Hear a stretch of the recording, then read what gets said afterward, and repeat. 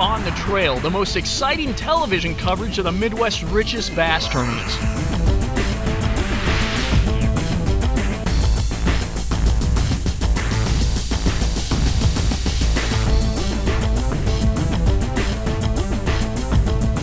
For fast boats and fish catching action, it's Heartland on the Trail.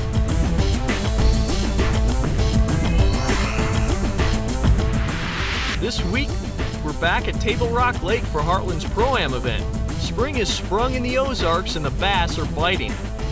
Got it! Learn from some of the best fishermen in the Midwest how to catch bass during the spawn. Get to that, get to that, get to that, hurry, hurry. Stay tuned.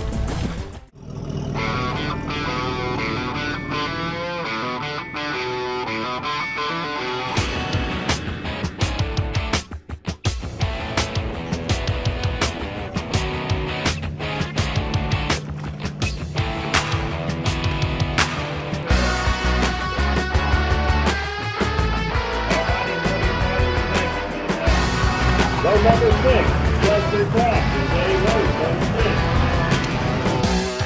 6. As far as bass fisheries go, Table Rock Lake in southwest Missouri is one of the best.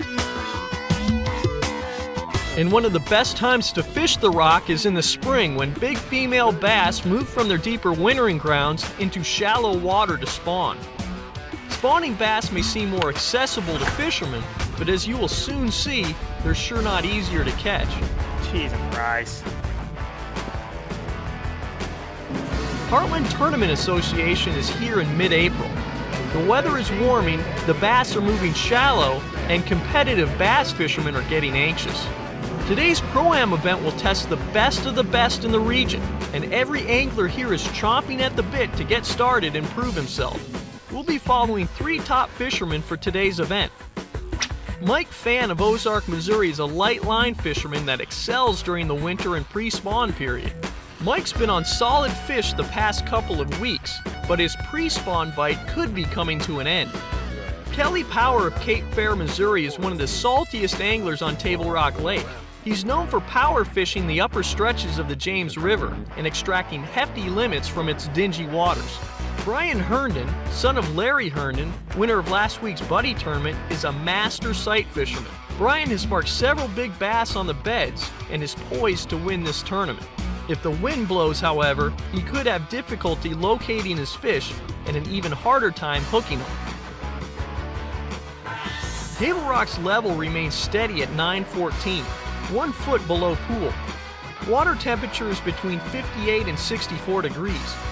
Water clarity is 3 to 4 feet of visibility up the major river arms and 10 feet in the lower lake. The forecast is calling for increasing clouds with highs reaching near 80 degrees. South winds are expected to 20 miles per hour. We find Kelly Power in Flat Creek, casting a spinnerbait to a bluff. These fish are just should be starting to move up here.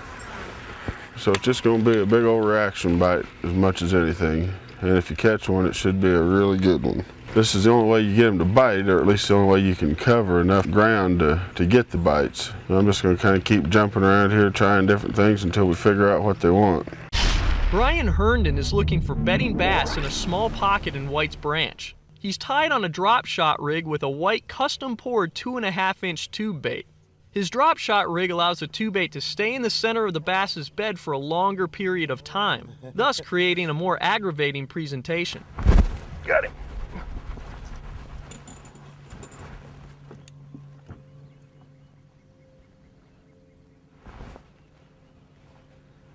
Stay on there, baby. Get off that tree.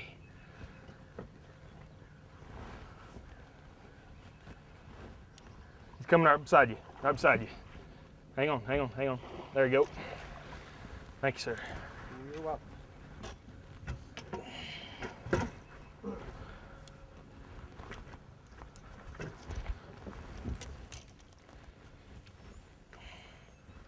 Good way to start the morning, boys. 4-pounder. Back to Kelly Power in Flat Creek, casting a spinnerbait to flooded bushes. A lot of these fish were up last week. We had a chance to have a real good day up here, and they were just starting to move up, and that cold front pushed them out. And I think that, I mean, that's what I'm counting on, is that they're going to be moving up or moved up in the last couple days, and it's just going to be a matter of finding the spot. Last week they were pretty specific where you found them, but when you found one, you found a bunch of them.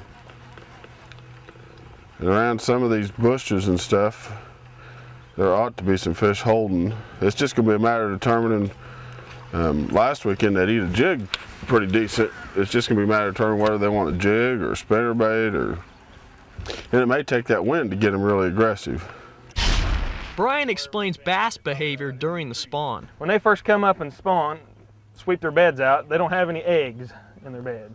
None of these fish that I'm fished for have eggs in their bed. You can see the eggs. They're usually a white, clear, crystally looking stuff down the bottom. It makes it look kind of fuzzy in the bottom of the nest if you're off from a distance. And they aren't locked onto a bed, is what most sight fishermen call it, as being locked, because they don't have any reason to be there other than their gardening area. And after females came and laid some eggs in their bed, they're usually very, very vicious. I mean, they usually get right on your bait. But now most of, that just don't happen. We find Mike Fan swimming a smoked grub near Point 7 by Kimberling City. Actually, this bite here, it generally starts to slow down when they start nesting. And I'm just looking for some staging. Some females out here hopefully are still staging. That was good. We'll get it. You didn't get that, did you? Oh. I just want my bait back.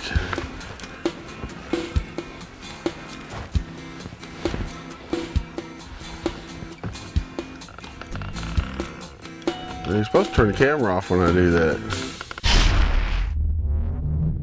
Herndon has moved to a cove near Point 7. Brian looks for spawning bass that bed in deeper water that are generally bigger and less pressured.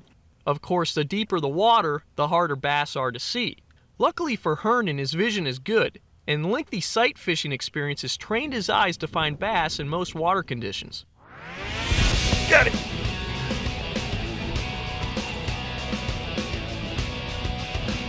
Big old brownie. Wait. Okay. Thank you. Little toad, about 3 pounds.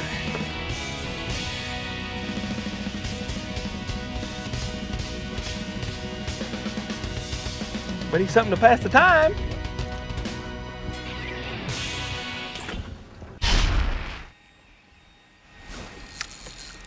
I don't know what happened there.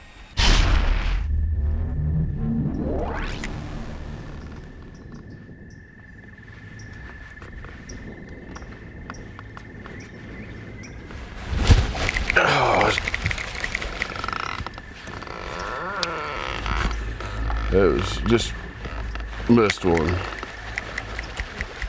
Slow down. Powers redeems himself a few feet down the bank. There he is.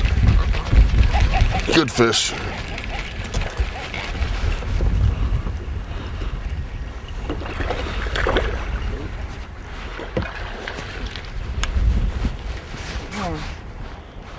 You ain't gonna make them believer out of me on them floating worms.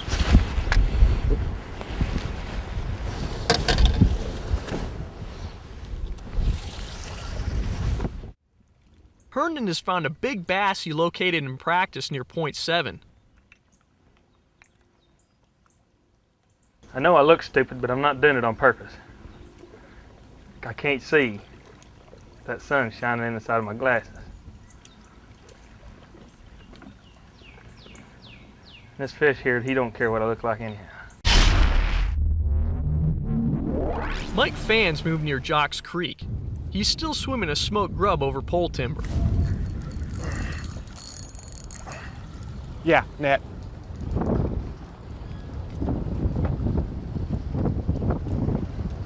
I think. Maybe not. He's getting smaller.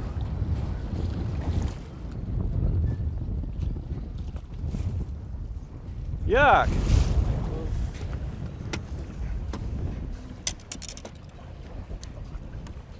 Yuck. Sick one. God darn it! How in the world I missed him, I don't know. He sucked that thing plumb to his butt. Any more of those and Brian Herndon may give up his chance to catch this big bass. Every time the wind lays down where I can get the sight, you know, the line of sight that I need, you know, it's almost like he immediately sees me and then he'll just kind of pull out the side and sit there. When there's ripples on, he'll just sit right in there around the bait. But got him! Net, please.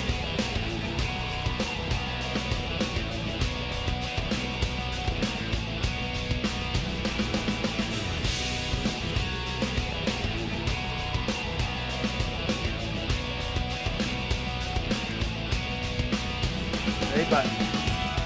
Don't jump. Don't jump. Don't jump. Oh, God, thank you! Woo! Now that's a bass, boys. That's a bass.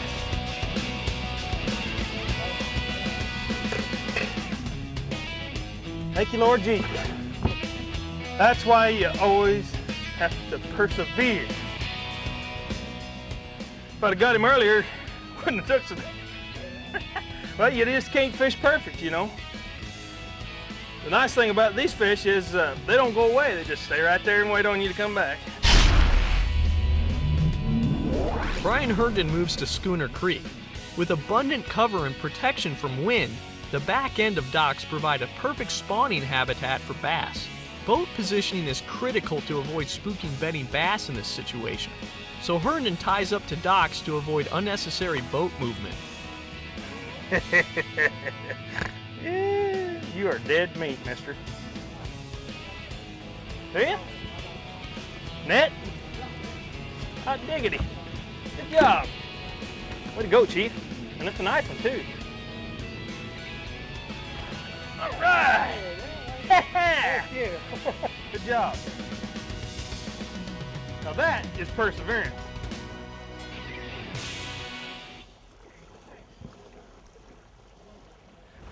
Got him. Untie us, would you? Untie.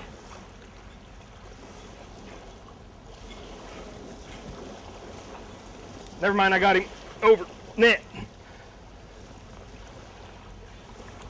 Wait, wait, wait, wait.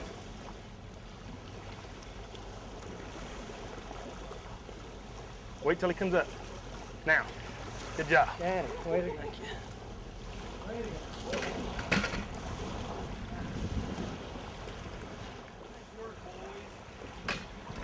Thank you.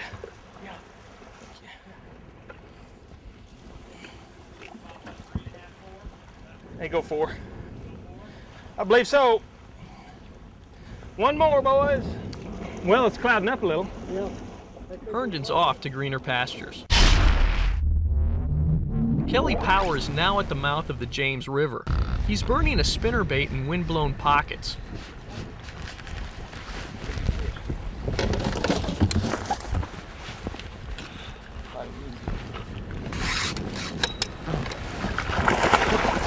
Thank you very much. Keep that sailing. Did you jump up and grab it pretty good? Yeah. Good deal. Jerked it right back to the bottom. Herndon's found a new target in Fisher Creek.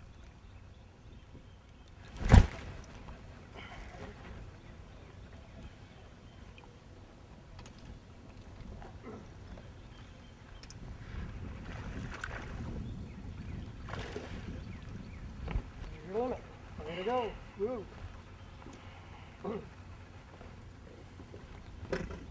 Way to go.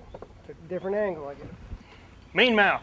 A meanmouth is a hybrid cross between a smallmouth and a spotted bass. This hybridization occurs when the two species spawn in close proximity to one another. Missouri's record meanmouth was caught from Table Rock Lake and weighed 5 pounds 9 ounces. Well, I think we're gonna go back over in the other creek where I started and sniff through a couple of them pockets. I got a few fish found in some bushes that probably ought to be checked out. Maybe I can cull one of them smallmouth out or something. Mike Fan has moved to Schooner Creek. He's decided to finish off the day with a split shot rig. I just can't believe you can't even get bit in here today. Even the little fish. We're back in White's Branch with Larry Herndon. He's found a bass that could help him increase his weight. He's just gotta get it in the boat. Back to Kelly Power burning a spinnerbait at the mouth of the James. Yeah. Good fish. Get to that, get to that, get to that. Hurry, hurry. I'm trying. The net was hung up underneath there on the Here. little boat thing.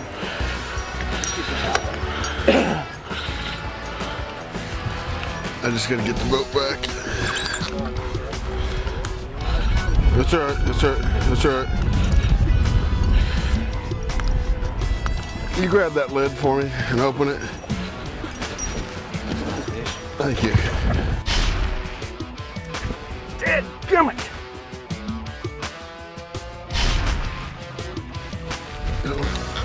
Amateur Adam Isaacs connects with his second fish of the day.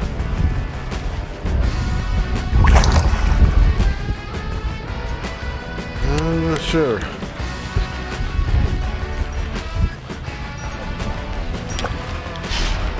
Brian Herndon's digging in to catch his fish off the bed. I expect it'll take 20 pounds to win it, and I ain't got that. I probably got in the neighborhood of 18, but that's about it.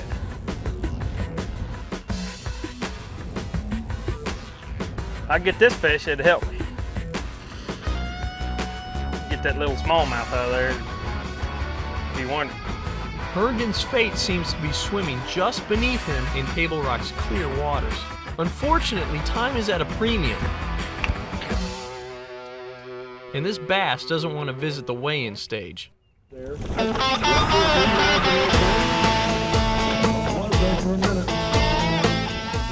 Justin Claude of Lenexa, Kansas comes to the scales with a good sack of fish. Looky here, new leader, 15-13. 15-13, Justin Claude. Claude is the current leader with 15.13 pounds. 15-13 to take the lead, and I believe he's done it. Harold Lawrence of Pottersville, Missouri is going to bump Claude out of first. 73, 15-73. We're going to continue to see more of these good strings of fish come in. It looks like the weight's starting to go up. Amateur angler Jack Yuxa of St. Louis, Missouri has a limit of bass that will put him high in the standings. Looky here. This is out of the back of the boat. 12.90. 12.90 market. Pro Dave Donham of Highlandville, Missouri has a big limit that should easily push Harold Lawrence from the top position. Looky here. New leader, Dave Donham, 1888. 18.88, Dave. Amateur Ralph Hinches of Kansas City, Missouri is going to give Jack Yuxa a run for his money. 11.60. 11.60.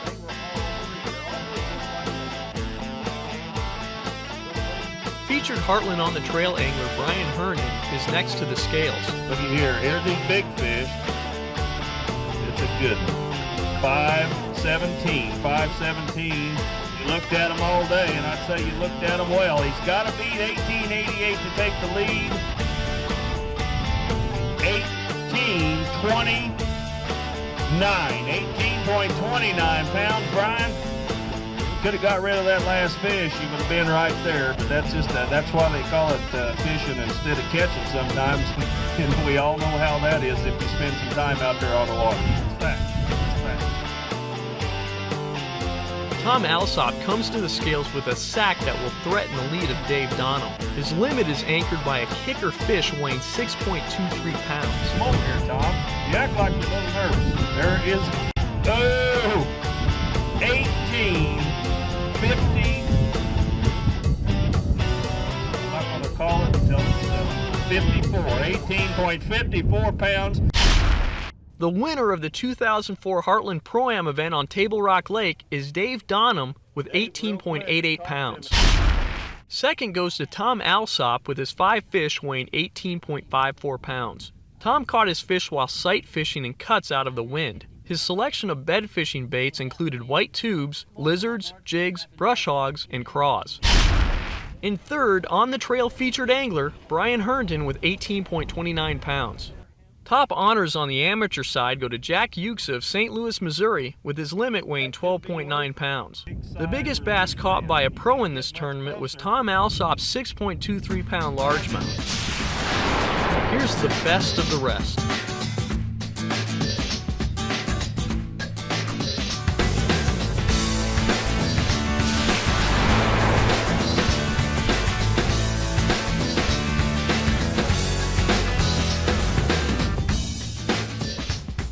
When we come back, learn how first place finisher Dave Donham caught his tournament winning limit. Don't go away. Something going right. Into respect.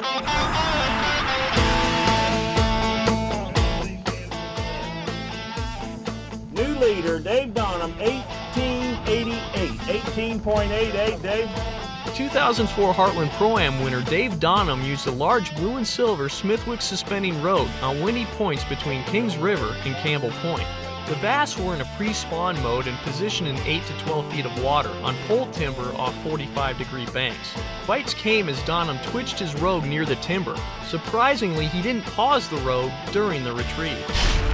Next week, it's Heartland's Elite Tour on Table Rock Lake.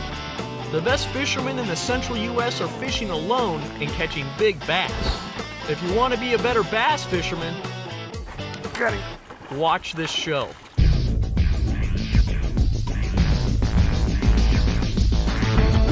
Heartland on the Trail, the most exciting television coverage of the Midwest's richest bass tournaments.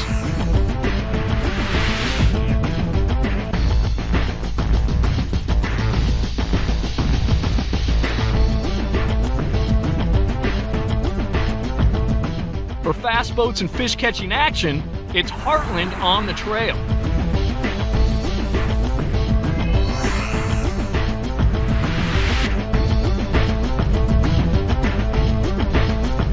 On the Trail is a production of Marine Grade Marketing.